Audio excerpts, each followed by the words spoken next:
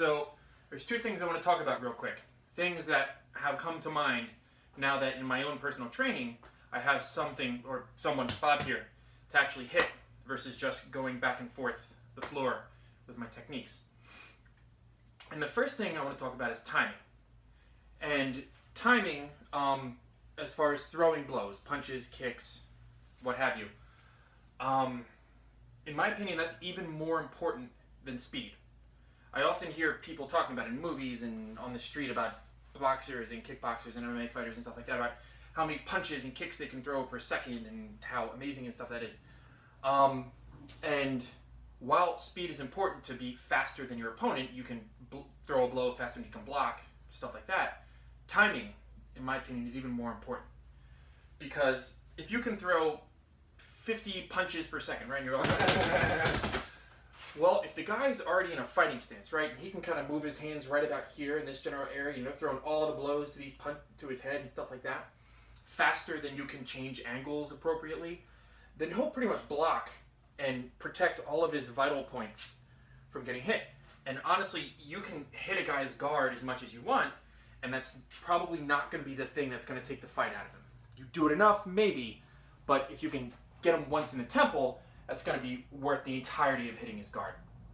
And so, timing, actually possibly going a little bit slower, being able to actually react to your opponent's movements, I think is even more important. So if you can throw a punch out here and it's blocked, and you have the ability to take a pause, and his hands are now up here blocking this, whereas just throwing punches like that might be faster to hit that same spot because your body is already moving there, but actually going slower and hitting a different spot, I think would be better.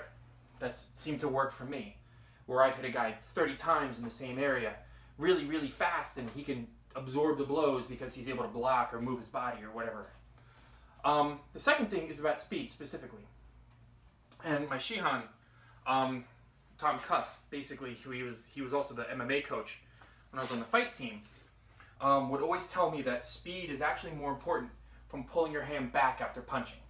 So, you know, you put your hand out here, you see in movies people throw like these dramatic, long-winded punches where they're standing here and then the kung fu guy is able to block it very easily and weird stuff like that. And then he hits the guy because the guy has no defense because he kept his hand out here. So if you can get your hand out here fast, that's awesome. Getting it back to your guard is even more important because your guard is what's going to keep you from getting knocked down. So, you know, where's this? All right, it may not feel like you're throwing a punch. You may not be able to getting all your body weight into it, but getting it back to your guard is better because even if you're hitting the guy, even if you're landing great blows, he's still going to be hitting at you. Nobody's going to stand here like Bob, and if they're standing like that, you probably shouldn't be hitting them. They're going to be throwing stuff back at you, and being able to defend that is even more important. That's the thing that's going to keep you safer, whether you eventually have to run away or whether you're going to keep fighting or whatever.